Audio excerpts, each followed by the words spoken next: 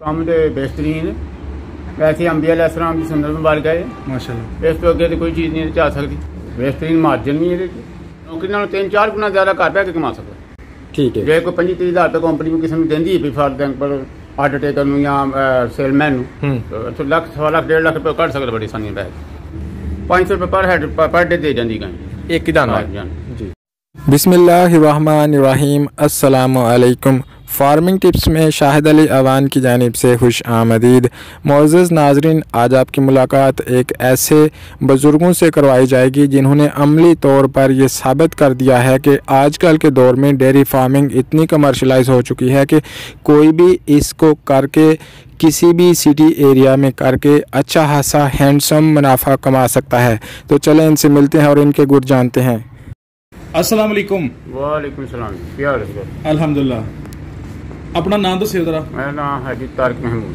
हाजी साहब ਇਹ ਕਿਹੜੀ ਜਗ੍ਹਾ ਜੇ? ਇਹ ਪਾਕਪੁਰਾ ਗਲੀ ਨੰਬਰ 5 ਜੀ। ਠੀਕ ਹੈ। ਸਿਟੀ ਸੈਲਕੋਟ। ਠੀਕ ਹੈ। ਆਈ ਸਾਹਿਬ ਮਾਸ਼ਾਅੱਲਾ ਕਿੰਨੀ ਦੇਰ ਤੋਂ ਤੁਸੀਂ ਜਾਨਵਰਾਂ ਦਾ ਕੰਮ ਕਰ ਰਹੇ ਹੋ? ਮੈਂ ਵਾਲੇ ਦੇ ਟਾਈਮ ਤੋਂ ਕਰਨਾ ਪਿਆ ਜੀ ਕੰਮ ਸ਼ੁਰੂ। ਯਾਨੀ ਸਾਨੂੰ ਕਹਿਣ ਦੋਗੇ ਤਕਰੀਬਨ ਕੋਈ 40-50 ਸਾਲ ਦਾ ਤਜਰਬਾ ਹੈ? ਹਾਂ ਤਕਰੀਬਨ 40 ਸਾਲ ਕਹਿ ਸਕਦੇ ਹੋ। ਸਹੀ ਹੋ ਗਿਆ। ਅੱਛਾ ਆਈ ਸਾਹਿਬ ਇਹ ਦੱਸੋ ਕਿ ਇਸ ਕੰਮ ਨੂੰ ਤੁਸੀਂ ਕਿਸ ਤਰ੍ਹਾਂ ਦਾ ਪਾਇਆ? ਅੱਛਾ ਕੰਮ ਹੈ, ਕਰਨਾ ਚਾਹੀਦਾ ਹੈ ਜਾਂ ਬੁਰਾ ਕੰਮ ਹੈ? ਕੰਮ ਤੇ ਬਿਹਤਰੀਨ ਵੈਸੇ ਅੰਬੀਆ ਲੈਸਰਾਮ ਦੀ ਸੁੰਦਰ ਮੁਬਾਰਕ ਹੈ ਮਾਸ਼ਾਅੱਲਾ। ਇਸ ਤੋਂ ਅੱਗੇ ਤਾਂ ਕੋਈ ਚੀਜ਼ ਨਹੀਂ ਜਾ ਸਕਦੀ। ਸਹੀ ਹੈ। ਤੇ ਬਿਹਤਰੀਨ ਮਾਰਜਨ ਵੀ ਇਹਦੇ ਤੇ। ਅੱਛਾ ਕੰਮ ਜਿਹੜਾ ਨਾ ਮਸ਼ੱਕਤ ਤਲਬ ਹੈ, ਛੁੱਟੀ ਕੋਈ ਨਹੀਂ ਤੁਹਾਨੂੰ ਹੋ ਸਕਦੀ ਕਿਸੇ ਹਾਲ 'ਚ। ਯਾਨੀ ਤੁਹਾਡਾ 12 ਮਹੀਨੇ ਦਾ ਕੰਮ ਜਿਹੜਾ ਰੂਟੀਨ ਕਰਨਾ ਪੈਣਾ। ਤੁਸੀਂ ਬਾਰਿਸ਼ ਹੋਵੇ, ਅੰਧੇਰੀ ਹੋਵੇ, ਤੂਫਾਨ ਹੋਵੇ, ਤੁਹਾਨੂੰ ਕੰਮ ਕਰਨਾ ਪੈਣਾ। ਬਿਲਕੁਲ ਮਿਹਨਤ ਤਲਬ ਕੰਮ ਹੈ, ਲੇਕਿਨ ਤੁਹਾਡੀ ਨਜ਼ਰ 'ਚ ਮੁਨਾਫਾ ਵੀ ਹੈ। ਮੁਨਾਫਾ ਵੀ ਬੜਾ ਅੱਛਾ ਮੁਨਾਫਾ ਹੈ ਜੀ। ਆਈ ਸਾਹਿਬ ਕੀ ਗੱਲ ਹੈ ਕਿ ਤੁਸੀਂ ਮੱਝਾਂ ਨੂੰ ਛੱਡ ਕੇ ਤੇ ਸਿਰਫ ਗਾਈਆਂ ਨੂੰ ਪ੍ਰੈਫਰ ਦਿੱਤੀ ਹੈ? ਕੁਝ ਫਿਲਹਾਲ ਮੇਰੇ ਕੋਲ ਥੋੜੀ ਜਿਹੀ ਜਿਹੜੀ ਇਹਨਾਂ ਜਗ੍ਹਾ ਦੀ ਕਾਫੀ ਪ੍ਰੋਬਲਮ ਹੈ, ਜਿਹਦੀ ਵਜ੍ਹਾ ਨਾਲ ਮੈਂ ਇੱਥੇ ਜਗ੍ਹਾ ਇਜ਼ਾਫੀ ਜਿਹੜੀਆਂ ਮੱਝਾਂ ਨਹੀਂ ਰੱਖ ਸਕਦਾ। 12 ਮਰਲੇ ਜਗ੍ਹਾ 'ਚ ਹੁਣ 22-25 ਜਾਨਵਰ, 26 ਜਾਨਵਰ ਇਹੋ ਹੀ ਆ ਸਕਦੇ ਨੇ। ਇੱਥੇ ਮੱਝਾਂ ਦੀ ਗੁੰਜਾਇਸ਼ ਨਹੀਂ ਫਿਲਹਾਲ। ਅੱਛਾ ਜੀ ਸਾਹਿਬ, ਤੁਸੀਂ ਇੱਕ ਬੜੀ ਮੁਫੀਦ ਗੱਲ ਦੱਸੀ ਹੈ ਸ਼ੁਰੂ ਤੋਂ ਕਿ ਇਹ ਪ੍ਰੋਫਿਟੇਬਲ ਕੰਮ ਹੈ। ਹਾਂ ਪ੍ਰੋਫਿਟੇਬਲ ਕੰਮ ਹੈ। ਕਿਸ ਤਰ੍ਹਾਂ ਜ਼ਿਆਦਾ ਤੋਂ ਜ਼ਿਆਦਾ ਪ੍ਰੋਫਿਟ ਕਮਾ ਸਕਦੇ ਹਾਂ ਅਸੀਂ? ਜ਼ਿਆਦਾ ਤੋਂ ਜ਼ਿਆਦਾ ਪ੍ਰੋਫਿਟ ਇਹੋ ਹੀ ਹੈ ਕਿ ਜਿਹੜਾ ਤੁਸੀਂ ਜਾਨਵਰ ਰੱਖਣਾ 18 ਤੋਂ 20 ਕੇਜੀ ਤੋਂ ਥੱਲੇ ਤੁਹਾਨੂੰ ਜਾਨਵਰ ਵਾਰਾ ਨਹੀਂ ਖਾਂਦਾ ਕੋਈ। 18-20 ਕੇਜੀ ਜਿਹੜਾ ਦੁੱਧ ਦਿੰਦਾ ਹੋਵੇ ਜਾਨਵਰ, ਉਹ ਜਾਨਵਰ ਤੁਹਾਨੂੰ ਵਾਰੇ 'ਚ। ਯਾਨੀ ਨੌਜਵਾਨ ਜਿਹੜੇ ਕਾਰੋਬਾਰ ਕਰਨਾ ਚਾਹੁੰਦੇ ਨੇ ਉਹਨਾਂ ਨੂੰ ਕੀ ਮਸ਼ਵਰਾ ਦੇਵੋਗੇ? ਨੌਜਵਾਨ ਜਿਹੜੇ ਨੇ ਕਰਨੇ ਨੂੰ ਕੰਮ ਨੂੰ ਐਡਾ ਲੰਮੇ ਚੌੜੀ ਮਾਰਜਨ ਵੀ ਨਹੀਂ, ਪੈਸਾ ਵੀ ਨਹੀਂ ਚਾਹੀਦਾ। 8-10 ਜਾਨਵਰ ਤੋਂ ਬੰਦਾ ਜਿਹੜਾ ਸ਼ੁਰੂ ਕਰੇ ਉਹ ਕਾਫੀ ਬਿਹਤਰ ਕੰਪਨੀਆਂ ਦੀ ਨਿਸਬਤ ਘਰ ਬਹਿ ਕੇ ਬੜੀ ਆਸਾਨੀ ਨਾਲ ਪੈਸੇ ਕਮਾ ਸਕਦਾ। ਯਾਨੀ ਨੌਕਰੀ ਦੀ ਨਿਸਬਤ ਜ਼ਾਤੀ ਕਾਰੋਬਾਰ ਅੱਛਾ, ਨੌਕਰੀ ਨਾਲੋਂ 3-4 ਗੁਣਾ ਜ਼ਿਆਦਾ ਘਰ ਬਹਿ ਕੇ ਕਮਾ ਸਕਦਾ। ਠੀਕ ਹੈ। ਜੇ ਕੋਈ 25-30 ਹਜ਼ਾਰ ਰੁਪਏ ਕੰਪਨੀ ਨੂੰ ਕਿਸੇ ਨੂੰ ਦਿੰਦੀ ਹੈ ਵੀ ਫਾਰ ਐਗਜ਼ਾਮਪਲ ਆਰਡਰ ਟੇਕਰ ਨੂੰ ਜਾਂ ਸੇਲਮੈਨ ਨੂੰ ਲੱਖ, ਸਵਾ ਲੱਖ, 1.5 ਲੱਖ ਰੁਪਏ ਕੱਢ ਸਕਦਾ ਬੜੀ ਆਸਾਨੀ ਨਾਲ। ਤੁਸੀਂ ਇਹ ਸ਼ਹਿਰ 'ਚ ਰਹਿੰਦੇ ਹੋਇਆ ਇਹ ਕਿਸ ਤਰ੍ਹਾਂ ਮੈਨੇਜ ਕਰ ਪਾ ਰਹੇ ਹੋ? ਮੈਂ ਸ਼ਾਇਦ ਸਾਰਾ ਕੁਝ ਜਿਹੜਾ ਨਾ ਮੁੱਲ ਖਰੀਦ ਕੇ ਲੈਣ ਪਾ ਰਿਹਾ ਸਰਕਾਰ। ਮੁੱਲ ਖਰੀਦ ਕੇ ਸਾਰਾ ਵੰਡਾ ਵੀ, ਤੂੜੀ ਵੀ, ਚਟਾਲਾ ਪੱਠੇ ਵੀ, ਜਿਹੜਾ ਹਰਾ ਸਬਜ਼ਾ ਚਾਰਾ ਵੀ। ਜਿਹੜੇ ਲੋਕ ਹਰਾ ਚਟਾਲਾ ਤੁਹਾਨੂੰ ਦਿੰਦੇ ਨੇ ਜਾਂ ਤੂੜੀ ਦਿੰਦੇ ਨੇ ਉਹ ਤੁਹਾਡੇ ਇੱਥੇ ਪਹੁੰਚਾ ਜਾਂਦੇ ਨੇ? ਤੁਸੀਂ ਜਾ ਕੇ ਲਿਆਉਂਦੇ? ਨਹੀਂ ਇੱਥੇ ਪਹੁੰਚਾਏ ਜਾਂਦੇ ਨੇ, ਲੇਕਿਨ ਉਹਦੇ ਵਿੱਚ ਉਹ ਐਕਸਟਰਾ ਚਾਰਜਿਸ ਇਸਤੇਮਾਲ ਕਰਦੇ। ਅੱਛਾ ਕਿਉਂਕਿ ਮਾਨੇ ਇੱਕ ਚੀਜ਼ ਆ ਰਹੀ ਉਹਦੇ ਪਿੱਛੋਂ 35-40 ਰੁਪਏ ਐਕਸਟਰਾ ਲਾਉਂਦੇ ਨੇ ਸਾਨੂੰ। ਠੀਕ ਹੈ। ਇੱਥੇ ਡੇਰੇ ਤੇ ਪਹੁੰਚਾਉਣ ਦੇ। ਇਸ ਟਾਈਮ ਤੁਹਾਡੇ ਕੋਲ ਕਿੰਨੇ ਜਾਨਵਰ ਨੇ? ਇਸ ਟਾਈਮ ਮੇਰੇ ਕੋਲ ਕੋਈ 23 ਜਾਨਵਰ ਨੇ, ਜਿਹਦੇ 'ਚ ਵੱਡੀਆਂ ਗਾਈਆਂ ਕਿੰਨੀਆਂ ਨੇ? ਵੱਡੀਆਂ ਗਾਈਆਂ 13 ਨੇ। ਅੱਛਾ। ਜਿਹੜੀਆਂ 7-8 ਬੱਚੀਆਂ ਨੇ, ਕੋਈ 2-3 ਬੱਚੇ ਨੇ। ਹਾਂ ਇੱਕ ਬੱਕਰਾ ਹੈ। ਠੀਕ ਹੈ। ਰੋਜ਼ਾਨਾ ਦੀ ਕਿੰਨੀ ਤੂੜੀ ਖਾ ਜਾਂਦੇ ਨੇ? ਰੋਜ਼ਾਨਾ ਦੀ ਮੇਰੀ ਅੱਜ ਖਾਂਦੇ ਨੇ ਪਈ ਜੀ 3 ਮਣ ਤੂੜੀ। 3 ਮਣ ਤੂੜੀ? 3-3.5 ਮਣ ਤੂੜੀ ਵੀ ਲੱਗਦੀ ਹੈ। ਅੱਛਾ। 10 ਮਣ ਪੱਠੇ ਲੱਗ ਜਾਂਦੇ ਨੇ ਹਰੇ ਦੇ। ਹਾਂ ਹਰੇ ਦੇ ਚਟਾਲਾ ਲੱਗ ਜਾਂਦਾ ਹੈ। ਕੋਈ 2-3 ਬੋਰੇ ਜਿਹੜੇ ਨਾ ਵੰਡੇ ਦੇ ਇਸਤੇਮਾਲ ਚ। ਵੰਡੇ ਦੇ ਵਿੱਚ ਕਿਹੜੀ ਚੀਜ਼ਾਂ ਇਸਤੇਮਾਲ ਕਰਦੇ? ਅਸੀਂ ਕਰਾ ਇਸਤੇਮਾਲ ਕਰਨੇ ਆ। ਅੱਛਾ। ਚੋਕਰ ਹੈ।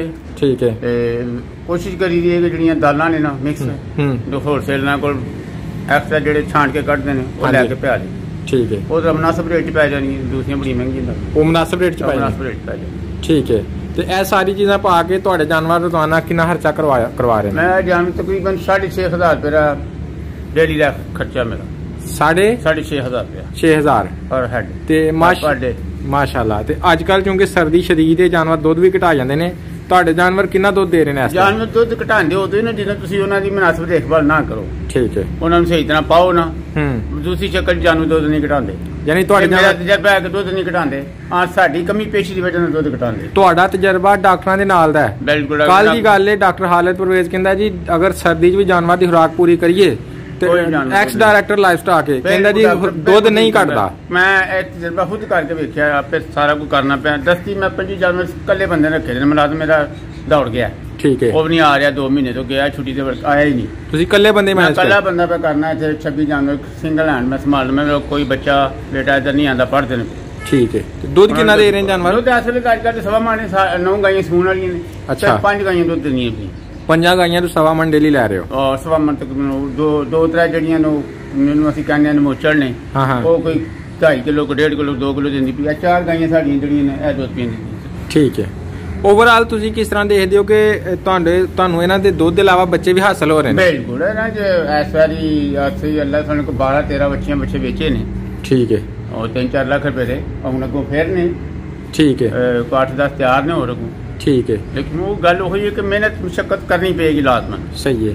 ਇੱਕ ਗਾਏ ਇੱਕ ਸਾਲ ਚ ਕਿੰਨਾ, ਇੱਕ ਸੂਬੇ ਚ ਕਿੰਨਾ ਦੁੱਧ ਦੇ ਜਾਂਦੀ? ਕਿੰਨੇ ਪੈਸੇ? ਮੁਸਲਮ ਪੈਸੇ ਦੀ ਹੈ। ਕੋਈ ਗਾਏ 12 ਕਿਲੋ ਦਿੰਦੀ ਹੈ, ਦਿਨ ਦੀ ਕਿਲੋ, ਕੋਈ 18 ਕਿਲੋ ਦਿੰਦੀ ਹੈ, ਕੋਈ 22 ਦਿੰਦੀ ਹੈ, ਕੋਈ 30 ਵੀ ਦਿੰਦੀ ਹੈ, ਕੋਈ 35 ਵੀ ਦਿੰਦੀ ਹੈ। ਮੇਰੇ ਕੋਲ ਐਸਐਮ ਜਿਹੜੀਆਂ ਨੇ ਸਿਰਫ 20-22 ਕੇਜੀ ਵਾਲੀਆਂ ਨੇ। ਇਸ ਤੋਂ ਉੱਤੇ ਵਾਲੀਆਂ ਜਿਹੜੀਆਂ 1-2 ਗਾਈਆਂ ਸਾਨੂੰ ਜ਼ਾਇਆ ਹੋ ਗਈਆਂ। ਅੱਛਾ। ਬਿਮਾਰ ਹੋਣ ਦੀ ਵਜ੍ਹਾ ਨਾਲ। ਠੀਕ ਹੈ। ਇਸ ਤੋਂ ਇਲਾਵਾ ਗਾਈਆਂ ਲੈਸ ਤੋਂ ਹੈਵੀ ਨਹੀਂ, ਨਾਲੇ ਕੁਝ ਮਹਿੰਗੀਆਂ ਬੜੇ ਜਾਨਵਰ ਹੋ ਗਏ। ਠੀਕ ਹੈ। ਇੱਕ ਗਾਏ ਕਿੰਨਾ ਪ੍ਰੋਫਿਟ ਦੇ ਜਾਂਦੀ ਸਾਲ ਚ? ਪ੍ਰੋਫਿਟ ਠੀਕ ਤੁਹਾਨੂੰ ਤਾਂ ਸਮਝ ਲਓ ਕਿ 500 ਰੁਪਏ ਪਰ ਹੈਡ ਪਰ ਡੇ ਦੇ ਜਾਂਦੀ ਗਾਂ ਇੱਕ ਜਾਨਵਰ ਜੀ। ਭਾਈ ਸਾਹਿਬ ਤੁਸੀਂ ਮਾਸ਼ਾਅੱਲਾ ਦੱਸਿਆ ਕਿ ਤੁਹਾਡੇ ਕੋਲ ਇਸ ਟਾਈਮ ਲਗਭਗ 30 ਜਾਨਵਰ ਨੇ, ਤੇ ਕਿਸ ਤਰ੍ਹਾਂ ਮੈਨੇਜ ਕਰਦੇ ਹੋ ਇਕੱਲਿਆਂ? ਸਾਰੇ ਇੱਥੇ ਕੋਈ 12-13 ਘੰਟੇ ਮੈਂ ਡਿਊਟੀ ਦੇ ਰਿਹਾ।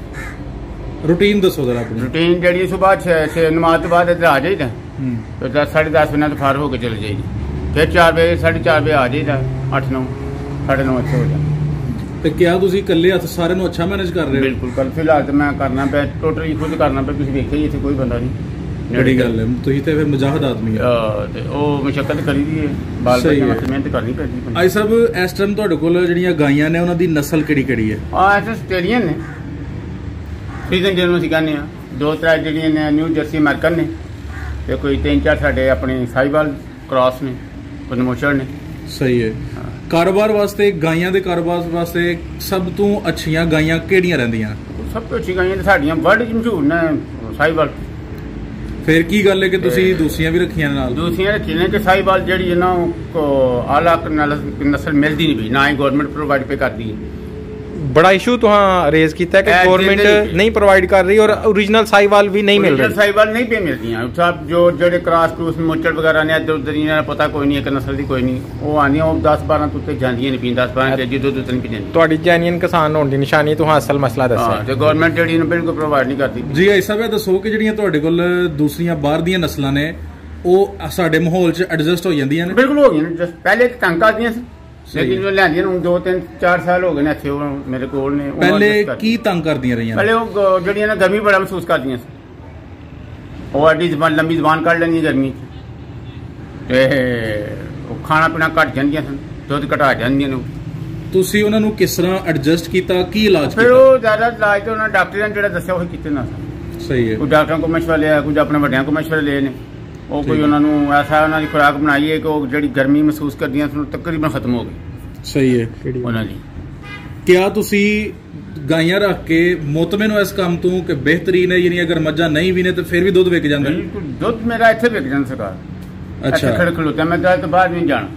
90% ਕਿਸਾਨ ਸਾਨੂੰ ਕਹਿੰਦੇ ਨੇ, ਫਾਰਮਰ ਕਹਿੰਦੇ ਨੇ ਕਿ ਗਾਈਆਂ ਦਾ ਦੁੱਧ ਮਸਲਾ ਕਰਦਾ ਹੈ, ਤੁਹਾਡੀ ਕੀ ਰਾਏ ਵੇ? ਦੇਖੋ ਸ਼ਹਿਰ ਦੇ ਵਿੱਚ ਕਿਸੇ ਕਿਸਮ ਦਾ ਦੁੱਧ ਬੱਕਰੀਆਂ ਦਾ ਵੀ ਗਾਈਆਂ ਦਾ ਵੀ ਸਭ ਸੇਲ ਹੋ ਜਾਂਦਾ। ਮਾਹੀ ਇਲਾਕਿਆਂ ਵਿੱਚ ਹੈ ਵੀ ਉੱਥੇ ਰੇਟ ਵਾਲਾ ਨਹੀਂ ਪਿਆ ਮਿਲਦਾ ਮੁਨਾਸਬ ਗਾਈਆਂ ਦੇ ਦੁੱਧ ਦਾ। ਜੇ ਮੱਝਾਂ ਦਾ 80-90 ਵੇ ਤੇ ਗਾਈਆਂ ਉੱਥੇ 55-60 ਰੁਪਏ ਦਾ ਦੁੱਧ ਨਹੀਂ ਪਲਦਾ। ਔਰ ਅਸੀਂ 110 ਰੁਪਏ ਦੇ ਰਹੇ ਹਾਂ गाय ਦਾ 110 ਰੁਪਏ ਦੁੱਧ ਦੇ ਰਹੇ ਹਾਂ। और ਤੁਸੀਂ ਚੋਕੇ ਸਾਹਮਣੇ ਚੋਕ ਦੇ ਰਹੇ ਹਾਂ ਖਾਲਸ ਦਿੰਦੇ ਹੋਵੋਗੇ ਸਾਹਮਣੇ ਦਾ ਕੱਢ ਕੇ ਜੀ। ਯਾਨੀ ਕਿ ਅਗਰ ਕੋਈ ਬੰਦਾ ਗਾਈਆਂ ਵੀ ਰੱਖੇ ਸ਼ਹਿਰ ਇਲਾਕੇ ਵਿੱਚ ਤਾਂ ਫਿਰ ਵੀ ਉਹ ਕਾਮਯਾਬ ਹੈ? ਬਿਲਕੁਲ ਕਾਮਯਾਬ। ਮੱਝਾਂ ਤੇ ਵੈਸੇ ਹੀ ਉਹਨਾਂ ਦਾ ਦੁੱਧ ਤੇ 140-150 ਰੁਪਏ ਦਿੰਦੇ ਨੇ ਖਾਲਸ ਚੋਕ। ਅੱਛਾ। ਕੋਲ ਖਲੋ ਕੇ ਜ਼ਿੰਦਾਬਾਦ। ਸਹੀ ਹੋ ਗਿਆ। ਅੱਛਾ ਐਸਾ ਵੀ ਦੱਸੋ ਕਿ ਤੁਹਾਨੂੰ ਸਾਲਾਨਾ ਇਹਨਾਂ ਵੱਡਿਆਂ ਡੰਗਰਾਂ ਤੋਂ ਕਿੰਨੇ ਕੁ ਹੋਰ ਪ੍ਰੋਫਿਟ ਮਿਲ ਜਾਂਦੀ ਹੈ ਛੋਟੇ ਡੰਗਰਾਂ ਦੀ ਮੱਦ 'ਚ? ਦੇਖੋ 4-5 ਲੱਖ ਰੁਪਏ ਜਿਹੜਾ ਨਾ ਉਹ ਜਿਹੜਾ ਲੱਗ ਮੇਰੇ ਕੋਲ ਜਾਨਵਰ ਥੋੜੇ ਨੇ। ਸਹੀ ਹੈ। ਜਗ੍ਹਾ ਦੀ ਕਿੱਲਤ ਦੀ ਵਜ੍ਹਾ ਨਾਲ। ਸਹੀ ਹੈ। ਤੇ ਫਿਰ ਵੀ 4-5 ਲੱਖ ਰੁਪਏ ਐਕਸਟਰਾ ਮੈਨੂੰ ਦੇ ਜਾਂਦੇ। ਯਾਨੀ ਉਹਨਾਂ ਦੇ ਬੱਚੜੇ ਵਗੈਰਾ? ਹਾਂ ਬੱਚੜੀਆਂ ਬੱਚੜੀਆਂ ਆਪੀ ਘਰ ਰੱਖ ਲੈਂਦੇ ਹੋ ਜਾਂ ਵੇਚ ਛੱਡਦੇ ਹੋ? ਨਹੀਂ ਉਹ ਮੁਨਾਸਿਬ ਪੈਸੇ ਮਿਲਣ ਤੇ ਬੱਚੜੀਆਂ ਵੀ ਦੇ ਛੜੀਆਂ।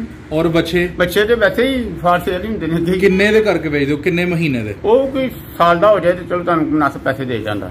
ਛੋਟੇ 6 ਮਹੀਨੇ ਦੇ ਕਿਉਂ ਨਹੀਂ ਵੇਚਦੇ? 6 ਮਹੀਨੇ ਦੇ ਇਸ ਵੈਸੇ ਨਹੀਂ ਵੇਚਦੇ ਕਿਤੇ ਉਹ ਵੈਸੇ ਗਾਈਆਂ 19 ਦਿਨ ਨੂੰ ਦੁੱਧ ਉਹਨਾਂ ਨੂੰ ਪਿਲਾਉਣਾ ਹੁੰਦਾ, ਉਹਨਾਂ ਨੂੰ ਦੁੱਧ ਨਹੀਂ ਛੱਡਿਆ, ਜੇ ਉਹਨਾਂ ਨੂੰ ਵੇਚ ਛੜੀਏ ਤੇ ਗਾਈਆਂ ਦੁੱਧ ਨਹੀਂ ਦੇਣੀਆਂ, ਤੰਗ ਕਰਦੀ। ਭਾਈ ਸਾਹਿਬ ਇੱਕ ਬੜਾ ਅਹਿਮ ਸਵਾਲ ਹੈ, ਅਗਰ ਤੁਸੀਂ ਗਾਈ ਦੇ ਥੱਲਿਓਂ ਬਛੜਾ ਕੱਢ ਲੈਂਦੇ ਹੋ, ਉਹਦੇ ਦੁੱਧ ਦੀ ਮਿਕਦਾਰ ਕਿਸ ਤਰ੍ਹਾਂ ਦੀ ਰਹਿੰਦੀ ਹੈ ਫਿਰ? ਕਿਆ ਸੇਮ ਦੁੱਧ ਰਹਿੰਦਾ ਹੈ, ਘਟਦਾ ਹੈ ਜਾਂ ਵੱਧਦਾ ਹੈ, ਜਾਂ ਕੀ ਉਹਦੀ ਪ੍ਰੋਬਲਮ? ਬੱਚਾ ਕੱਢੇ ਤੋਂ ਮੁਰਾਦ ਕਿ ਬੱਚਾ ਅਸੀਂ ਵੇਚ ਛੜੀਏ ਜਾਂ ਬੱਚਾ ਦਾਇਆ ਹੋ ਜਾਏ? ਜੀ ਬੱਚੜਾ ਅਗਰ ਤੁਸੀਂ ਸਾਈਡ ਤੇ ਕਰਤਾ ਗਾਂ ਤੋਂ, ਮੈਂ ਕੋਈ ਜਾਂ ਮਰ ਜਾਏ, ਦਾਇਆ ਹੋ ਜਾਏ, ਜਾਂ ਕੋਈ ਪਦਾਇਸ਼ ਦੇ ਦੌਰਾਨ ਹੀ ਬੱਚਾ ਦਾਇਆ ਵੀ ਹੋ ਜਾਂਦਾ, ਜਾਂ ਵੇਚ ਛੜੋ। ਹਾਂ ਵੇਚ ਛੜੋ, ਲੇਕਿਨ ਉਹ ਉਹਦੇ ਵਿੱਚ ਥੋੜੀ ਜਿਹੀ ਵੰਡੇ ਦੀ ਮਿਕਦਾਰ ਵਧਾਣੀ ਪੈਂਦੀ ਤਾਂ ਕਿ ਜਾਨਵਰ ਆਪਣੇ ਦੁੱਧ ਦੀ ਮਿਕਦਾਰ ਪੂਰੀ ਰੱਖੇ। ਸਹੀ ਹੈ, ਕਮੀ ਪੇਸ਼ੀ ਨਾ ਆਏ ਕੋਈ। ਯਾਨੀ ਕਿ ਦੁੱਧ ਤੁਹਾਡਾ ਖਰਾਬ ਨਹੀਂ ਹੁੰਦਾ? ਗਾਈ ਜਿੰਨਾ ਦੇ ਕਿਸਮ ਦੀ ਕੋਈ ਪ੍ਰੋਬਲਮ ਨਹੀਂ ਆਉਂਦੀ, ਬੱਚਾ ਜ਼ਾਇਆ ਹੋ ਜਾਏ ਜਾਂ ਨਾ ਹੋਵੇ। ਅਗਰ ਜ਼ਾਇਆ ਹੋ ਜਾਂਦਾ ਹੈ ਫਿਰ ਤਾਂ ਚਲੋ ਇੱਕ ਕੁਦਰਤੀ ਅਮਰ ਹੋ ਗਿਆ ਨਾ। ਤੁਸੀਂ ਕਿਹਨੂੰ ਪ੍ਰੈਫਰ ਦਿੰਦੇ ਹੋ ਕਿ ਬੱਚੜਾ ਕਿੰਨੀ ਦੇਰ ਤੱਕ ਗਾਈ ਦੇ ਨਾਲ ਰੱਖਣਾ ਚਾਹੀਦਾ ਹੈ? ਬੱਚਾ ਕਮ ਸੇ ਕਮ 6 ਮਹੀਨੇ ਤੋਂ ਲਾਜ਼ਮੀ ਦੇਖਣਾ ਹੈ ਨਾ ਉਹਨੂੰ। ਉਹਦੇ ਵਾਸਤੇ ਕਿੰਨੇ ਥਣ ਰਿਜ਼ਰਵ ਕਰ ਛੱਡਦੇ ਹੋ? ਬਿਲਕੁਲ, ਮੈਂ ਜ਼ਾਤੀ ਤੌਰ ਤੇ ਸਿਰਫ ਇੱਕ ਥਣ ਰਿਜ਼ਰਵ ਕਰਨਾ। ਸਹੀ ਹੈ, ਇੱਕ ਥਣ ਕਾਫੀ ਹੈ। ਔਰ 1 ਮਹੀਨੇ ਤੱਕ ਅਗਰ ਉਹ ਪੀ ਜਾਏ ਉਸ ਤੋਂ ਬਾਅਦ ਉਹ ਚਾਰਾ ਪੱਠਾ ਖਾਣ ਸ਼ੁਰੂ ਹੋ ਜਾਂਦਾ। ਸਹੀ ਹੈ, ਤੇ ਉਹਨੂੰ 6 ਮਹੀਨੇ ਦੇ ਬਾਅਦ ਅਲੱਗ ਕਰ ਦਿਓ ਗਾਈ ਤੋਂ। 6 ਮਹੀਨੇ ਬਾਅਦ ਕਿ ਤੁਸੀਂ ਉਹਨੂੰ ਸੇਲ ਕਰ ਸਕਦੇ ਹੋ, ਫਿਰ ਜਾਨਵਰ ਤੁਹਾਨੂੰ ਤੰਗ ਨਹੀਂ ਕਰੇਗਾ। ਦੁੱਧ ਕਿੰਨੀ ਦੇਰ ਤੱਕ ਪਿਲਾਉਂਦੇ ਹੋ ਗਾਈ ਦਾ? ਦੁੱਧ ਸਿਰਫ 2 ਮਹੀਨੇ ਜਾਂ 2.5 ਮਹੀਨੇ ਪੀਂਦਾ। ਸਹੀ ਹੋ ਗਿਆ। ਸਰ ਤੁਸੀਂ ਦੱਸਿਆ ਕਿ ਤੁਸੀਂ ਬਜ਼ੁਰਗਾਂ ਨੂੰ ਪੁੱਛਿਆ ਔਰ ਡਾਕਟਰਾਂ ਨੂੰ ਪੁੱਛਿਆ ਖੁਰਾਕ ਦੇ ਮਾਮਲੇ 'ਚ ਜਾਣ, ਤੇ ਕਿਹੜੀ ਖੁਰਾਕ ਦੇ ਰਹੇ ਹੋ ਕਿ ਗਾਈਆਂ ਸੈੱਟ ਹੋ ਗਈਆਂ? ਉਹਦੇ ਵਿੱਚ ਜਿਹੜੀ ਗਰਮੀ ਦੀ ਸ਼ਿਕਾਇਤ ਸੀ ਉਹਦੇ ਵਿੱਚ ਮੈਂ ਤਾਰਾ ਮੀਰਾ ਤੇ ਸਰੋਂ ਮਿਕਸ ਕਰਕੇ ਜਿਹੜਾ ਨਾ ਪੀਸ ਕੇ ਪਾਊਡਰ ਬਣਾ ਕੇ ਦਿੰਦਾ ਰਿਹਾ। ਕਿਸ ਤਰੀਕੇ ਨਾਲ? ਉਹ ਕੋਈ 100 ਗ੍ਰਾਮ ਵੰਡੇ ਦੇ ਵਿੱਚ ਪਾ ਕੇ ਡੇਲੀ ਜਾਂ 150 ਗ੍ਰਾਮ ਡੇਲੀ ਪਾ ਕੇ ਦਿੰਦਾ ਰਿਹਾ ਉਹਨਾਂ ਨੂੰ। ਭੇ ਕੇ? ਨਹੀਂ ਜੀ, ਖੁਸ਼ਕੀ 'ਚ ਭੇ ਲਵੋ ਜਾਂ ਖੁਸ਼ਕੀ 'ਚ ਪਾ ਲਓ। ਉਹ ਮੈਂ ਤਾਂ ਖੁਸ਼ਕੀ ਪਾਣਾ ਜ਼ਿਆਦਾ ਵੰਡਾ, ਉਹਦੇ ਵਿੱਚ ਛੋਟੀ 100-150 ਗ੍ਰਾਮ। ਸਰਦੀਆਂ 'ਚ ਖੁਸ਼ਕ ਪਾ ਰਹੇ ਹੋ ਤੇ ਗਰਮੀਆਂ 'ਚ ਵੀ ਖੁਸ਼ਕ ਪਾਉਂਦੇ ਹੋ? ਨਹੀਂ, ਸਰਦੀ ਗਰਮੀ ਵੰਡਾ ਰਿਹਾ ਤੇ ਸਰਦੀ ਗਰਮੀ ਦਾ ਫਰਕ ਆ ਜਾਣਾ। ਗਰਮੀਆਂ 'ਚ ਮਕਈ ਆ ਜਾਣੀ ਹੈ, ਸਰਦੀਆਂ 'ਚ ਚਣੇ ਆ ਜਾਣੇ ਨੇ, ਕਾਲੇ ਚਣੇ ਦਾ ਪਾਊਡਰ ਆ ਜਾਣਾ, ਚੋਕਰ ਨਾਲ ਆ ਜਾਣਾ, ਨਾਲ ਖਲ। ਗਰਮੀਆਂ 'ਚ ਕੌੜੀ ਖਾ ਲੇ, ਜਿਹਨੂੰ ਸਰੋਂ ਦੀ ਖਲ ਕਹਿੰਦੇ ਆ, ਸਰਦੀਆਂ 'ਚ ਵੜੇਵੇਂ ਦੀ ਖਾ ਲੇ। ਠੀਕ ਹੈ, ਉਹ ਥੋੜੀ ਬਹੁਤੀ ਤਬਦੀਲੀ ਆਣੀ ਹੈ। ਸਰ ਅਸੀਂ ਤੁਹਾਨੂੰ ਬੇਸ਼ੁਮਾਰ ਗੱਲਾਂ ਪੁੱਛੀਆਂ ਨੇ। ਅੱਛਾ, ਇੱਕ ਹੋਰ ਗੱਲ ਵੀ ਸਾਨੂੰ ਦੱਸ ਦਵੋ ਕਿ ਜਿਹੜਾ ਤੁਸੀਂ ਇਹ ਸ਼ੈੱਡ ਬਣਾਇਆ ਵੇ, ਇਹ ਸ਼ੈੱਡ ਦੇ ਉੱਤੇ ਤੁਹਾਡਾ ਕਿੰਨਾ ਖਰਚ ਆਇਆ ਔਰ ਇਹ ਸਰਦੀਆਂ ਗਰਮੀਆਂ 'ਚ ਇਹਦੀ ਕੀ ਕੰਡੀਸ਼ਨ ਰਹਿੰਦੀ ਹੈ? ਕੋਈ ਸ਼ੈੱਡ ਅਸੀਂ ਬਣਾਇਆ ਵੇ, ਇੱਕ 1.5 ਮਰਲੇ ਦੇ ਸ਼ੈੱਡ ਤੇ ਜਿਹੜਾ ਇਹਨਾਂ ਤਕਰੀਬਨ 50,000 ਰੁਪਇਆ ਖਰਚਾ ਹੈ। ਠੀਕ ਹੈ, ਕਿੰਨੀ ਦੇਰ ਪਹਿਲੇ ਬਣਾਇਆ ਸੀ? ਇਹ 4 ਸਾਲ ਪਹਿਲੇ ਬਣਾਇਆ ਸੀ। ਸਹੀ, 5 ਸਾਲ ਪਹਿਲੇ। ਠੀਕ ਹੈ, ਕੁਝ ਥੋੜੀ ਜਿਹੀ ਚਾਦਰਾਂ ਵਿੱਚ ਝਟਕੀਆਂ ਲੱਗੀਆਂ ਨੇ, ਲੀਕੇਜ ਕਰ ਗਈਆਂ, ਉਹਨਾਂ ਤਬਦੀਲ ਕਰਨੀ। ਸਹੀ ਹੈ। ਅੱਛਾ, ਇਹ ਸ਼ੈੱਡ ਦਾ ਤੁਹਾਡਾ ਖਰਚ ਤੁਸੀਂ 50,000 ਦੱਸਿਆ 4 ਸਾਲ ਪਹਿਲੇ? ਹਾਂ, 4 ਸਾਲ ਦਾ ਤਜਰਬਾ ਇਸ ਲੋਹੇ ਦੇ ਸ਼ੈੱਡ ਦਾ कैसा ਰਿਹਾ? ਨਹੀਂ ਠੀਕ ਹੈ, ਲੇਕਿਨ ਅਗਰ ਚਾਦਰ ਦੀ ਜਿਹੜੀ ਹੈ ਨਾ ਕੁਆਲਿਟੀ ਬਿਹਤਰ ਹੋਏ ਤੇ ਕਹਿੰਦੇ ਨੇ ਕਿ ਸਰਦੀ 'ਚ ਤਾਂ ਚੱਲ ਜਾਂਦਾ ਲੇਕਿਨ ਗਰਮੀ 'ਚ ਹੀਟ ਕਰਦਾ। ਹਾਂ, ਗਰਮੀ 'ਚ ਹੀਟ ਕਰਦਾ, ਲੇਕਿਨ ਇਹਦੀ ਚਾਹੀ ਕਮ ਸੇ ਕਮ ਜਿਹੜੀ ਹੈ ਨਾ 14 ਫੁੱਟ ਹੋਣੀ ਚਾਹੀਦੀ, ਫਿਰ ਹੀਟ ਨਹੀਂ ਕਰਦਾ। ਸਹੀ ਹੈ। ਉਸ ਤੋਂ ਅਗਰ ਥੱਲੇ ਆਵੇ ਤੇ ਫਿਰ ਉਹ ਹੀਟ ਕਰੇਗਾ ਲਾਜ਼ਮੀ, ਕਿਉਂਕਿ ਸੂਰਜ ਦੀ ਗਰਮੀ ਪੈਣੀ ਹੈ, ਚਾਦਰਾਂ ਪਕੜੀਆਂ ਨੇ। ਜੀ ਅੱਜ ਸਾਹਿਬ ਬਹੁਤ ਸਾਰੀਆਂ ਗੱਲਾਂ ਪੁੱਛੀਆਂ ਨੇ। ਆਖਰੀ ਗੱਲ ਦੇ ਤੌਰ ਤੇ ਨਵੇਂ ਹਜ਼ਰਾਤ ਵਾਸਤੇ ਜਿਹੜੇ ਇਸ ਫੀਲਡ ਜਾਣਾ ਚਾਹੁੰਦੇ ਨੇ, ਕੋਈ ਆਪਣੀ ਤਰਫੋਂ ਗੱਲ ਦੱਸੋ, ਤੋਹਫਾਤਨ ਜਿਹੜੀ ਸਦਕਾ ਜਾਰੀਆ ਬਣ ਜੇ, ਜਿਹੜੀ ਗੱਲ ਤੁਹਾਡੀ ਲੋਕਾਂ ਵਾਸਤੇ ਫਾਇਦਾ ਦਿੰਦੀ ਰਹਿੰਦੀ ਦੁਨੀਆ ਤੱਕ, ਉਹ ਆਪਣੀ ਤਰਫੋਂ ਕੋਈ ਖਾਸ ਮਸ਼ਵਰਾ ਨਵੇਂ ਕਿਸਾਨ ਨੂੰ ਜਿਹੜਾ ਇਸ ਫੀਲਡ ਜਾਣਾ ਚਾਹੁੰਦਾ ਹੈ? ਖਾਸ ਮਸ਼ਵਰਾ ਤਾਂ ਇਹੋ ਹੀ ਹੈ ਕਿ ਇਹਨਾਂ ਦੀ ਸੇਵਾ ਕਰੋ ਸਹੀ ਕਰਕੇ। ਠੀਕ ਹੈ। ਜੇ ਤੁਸੀਂ ਰੱਖੇ ਨੇ ਜਾਨਵਰ ਤੇ ਉਹਨਾਂ ਦੀ ਦੇਖਭਾਲ ਮੁਨਾਸਿਬ ਕਰੋ। ਵੈਸੇ ਇਹਨਾਂ ਦੀ ਦੇਖਭਾਲ ਕਰਨਾ ਅੱਜ ਸਵਾਬ ਦਾ ਕੰਮ ਹੈ। ਠੀਕ ਕੰਮ ਹੈ, ਤੇ ਉਹਨਾਂ ਨੂੰ ਪਾਓ, ਦੇਖਭਾਲ ਇਹਨਾਂ ਦੀ ਸੰਭਾਲੋ ਇਹਨਾਂ ਨੂੰ, ਤੇ ਅੱਗੋਂ ਇਨਸ਼ਾਅੱਲਾ ਇਹਨਾਂ ਵਿੱਚ ਕੋਈ ਨੁਕਸਾਨ ਕੋਈ ਨਹੀਂ। ਅਗਰ ਕੋਈ ਦੋਸਤ ਤੁਹਾਡੇ ਨਾਲ ਗੱਲਬਾਤ ਕਰਨ ਦਾ ਇਸ਼ਤਿਆਕ ਰੱਖਦਾ ਹੈ, ਕਿਆ ਤੁਹਾਡੇ ਨਾਲ ਰਾਬਤਾ ਕਰ ਸਕਦਾ ਹੈ? ਹਾਂ, ਬਿਲਕੁਲ ਕਰ ਸਕਦਾ। ਕੋਈ ਨੰਬਰ ਵਗੈਰਾ? ਮੇਰਾ ਨੰਬਰ 0300 ਜੀ 611 8088। ਬਹੁਤ ਸ਼ੁਕਰੀਆ ਸਰ। अस्सलाम वालेकुम।